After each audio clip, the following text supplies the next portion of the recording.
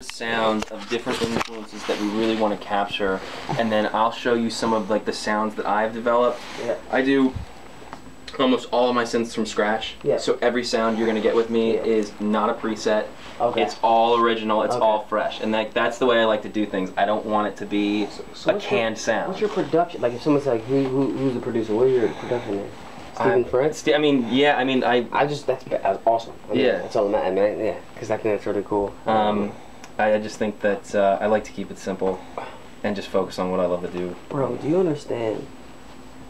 I'm sorry, it's not. I always look people in the eyes, but my mind's moving so crazy. I know, me too, me too. I'm thinking about when I get home, like what I'm gonna work on first. Yeah, no, and like absolutely. it's all spinning, you know. If this shit is put together the right way, you get a chance to understand your core bass a lot more too, and I don't know, man. Like vocally track, man. Like with your hard ass beats, Dirty Diana is one of my favorite tracks that Michael Jackson's ever done because I feel like it shows his vocals. You know what I'm saying? Like if I can start into like I'm a musician too. Like I can totally tell you what. Start letting you know what keys I sing the best in. That is definitely something that's important. And because I can easily tell you like E and F are like my go-tos. Like that show and Bruno, like E and F, and then I mean say it like this, but me and Bruno have similar ranges. The only thing about Bruno doesn't really take you here. He stays right here. It's high as fuck. Yeah. But he stays right here. And that's why, for me it's like how I love Michael, because he'll take you down here and then he'll bring the Dirty Diana, like he'll bring you there, and then I'm a big influence on Mariah. So I can give you whistle tones that you can turn into synthesizers if you want, like that whole. That's awesome. I'll give you all that. I'll give you anything you need. Like I hear you building this. Like, when I hear the music you're doing, I think of, all right, if I close my eyes, I'd want to walk out and like feel like I'm walking on stage, and it's like you're in an arena. Like you want to feel like you want to. What's the word I'm looking? You want to walk in. You know what I'm trying to say. I know. I'm looking for the word. It's like the atmosphere doesn't do it. That's not the. It's like it's. You want there to be a sonic presence on stage that maximizes your personal artistic presence. Absolutely, bro. Because there's a lot of songs where it's like, yo, she's an incredible singer. I hate the song. And yeah, there are. You know what I'm saying? And it's cool. I'd rather it be like, yo, he's singing his butt off on this, but I don't like the record, or I don't like that's fine. At least or like I like the record, I want it to be more like a cohesive. So that's hard to find, dude, because nowadays everyone just sends beats. Yeah. And that's great.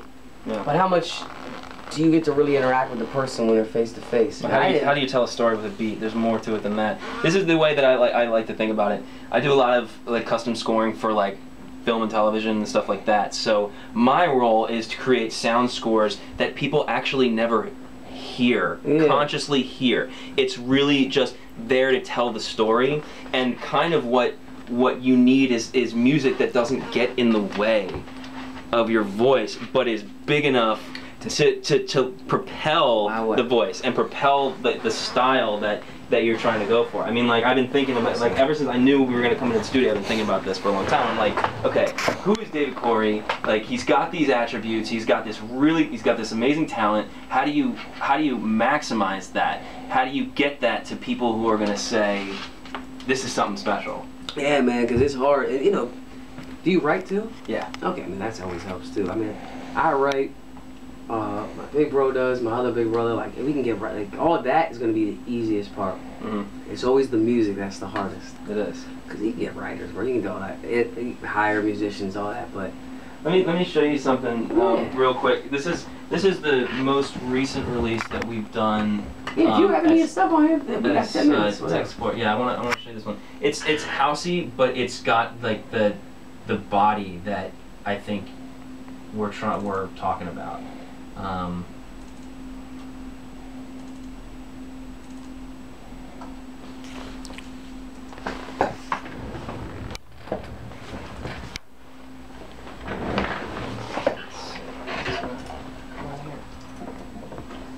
it's kind of gets a little bit dancey, but you'll hear the.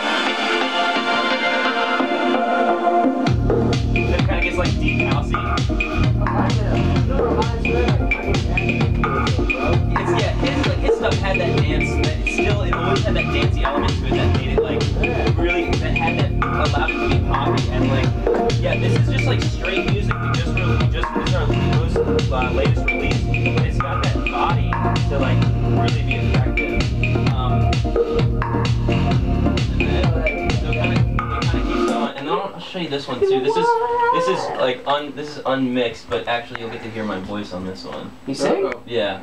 No. For real? Yeah. Dope.